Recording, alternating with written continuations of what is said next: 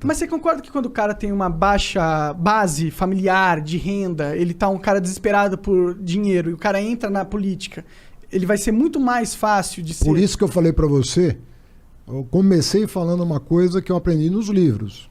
Porque eu não vivi a experiência. Mas os historiadores que eu li, os caras dizem o seguinte, olha, quando o pobre chegou aos mais altos níveis educacionais, é óbvio que toda pessoa de comunidade... Eu sou filho de camponês. Meu pai nunca pisou numa escola na vida dele. O meu pai veio com 24 anos do Líbano, trabalhou de 8... Sabia que era Líbano. É, Haddad, porra. Com esse nome eu tava pensando, caralho, Haddad de onde? Síria, Líbano... Acho que Haddad é Líbano. Ferreiro em árabe. Será que a família era de ferreiros mesmo?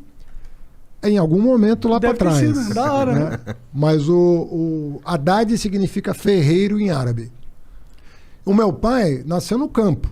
Ele dos 8 anos aos 24 anos, ele plantava. Né? Com 8 anos você vai com um saquinho de semente, assim, pro cara ir pegando. Aí você vai crescendo, você vai até chegar o momento que você faz tudo no campo. Veio para cá, foi morar no interior de São Paulo, numa cidade que hoje tem 10 mil habitantes, chamada Uchoa, uma cidade lá para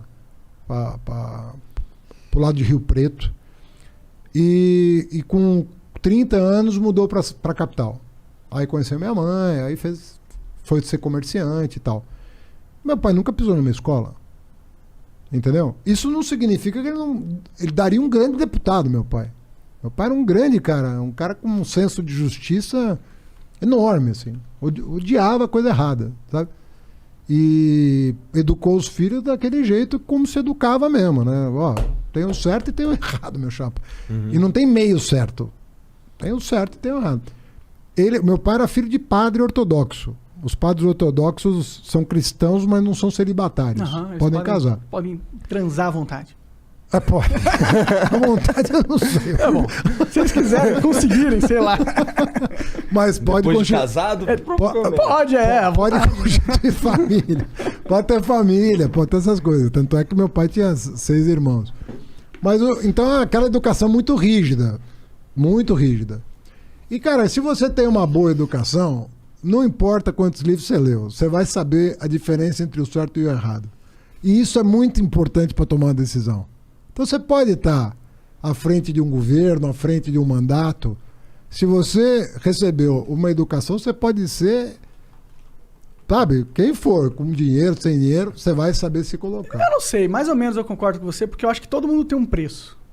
Eu acho que, dadas as circunstâncias, a gente é humano no final das contas, entendeu? Dadas as circunstâncias, no momento certo, na hora certa, com a fragilidade certa, com as coisas externas certas, todo mundo sucumbe às vezes. Infelizmente, eu conheci mais rico com preço do que pobre com preço. Te juro. Faz sentido. Eu conheci na vida mais rico com preço do que pobre com preço. Porque o rico tá se vendendo e tem dinheiro, então, né? Ele se vende por dinheiro por querer mais. Sim. Sempre mais. Sempre mais. Então, essa idealização que a gente faz de que o rico já tem o dele e, portanto, para que ele vai querer mais? É exatamente, às vezes, o contrário que acontece. Sim. Às vezes você vê o pobre ali manter uma posição firme e falar, não faço, porque minha honra, minha dignidade, minha educação vale mais do que isso, do que às vezes um rico que se vende para ter um pouquinho a mais do que ele já tem. Mas é raro, viu? Eu acho que se pegar um pobre e um rico, eles são todos iguais na questão de ser corrompidos, sabe? Por isso que não pode ter essa distinção. Concordo com você, por isso que não pode ter essa distinção. Sim. Tem que ter espaço na política para todo mundo, entendeu? Inclusive porque eles vão levar conhecimentos diferentes.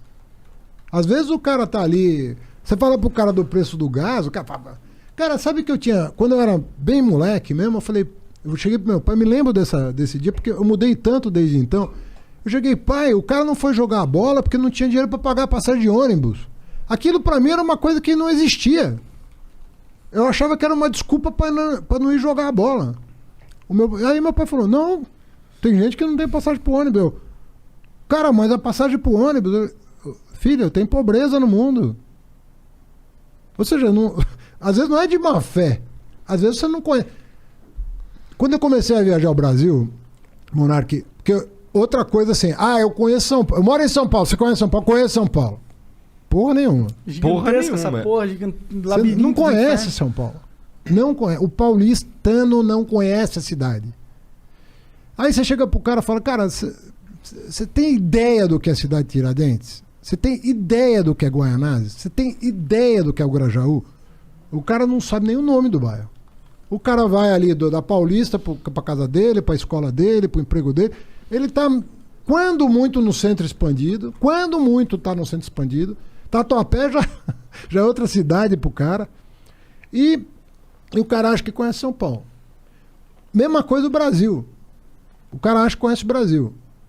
O cara nunca pôs o pé no interior do Nordeste, nunca viu a Caatinga de perto, nunca viu o interior do Maranhão, nunca viu... O cara acha que Norte e Nordeste é a mesma coisa, tudo lá pra cima.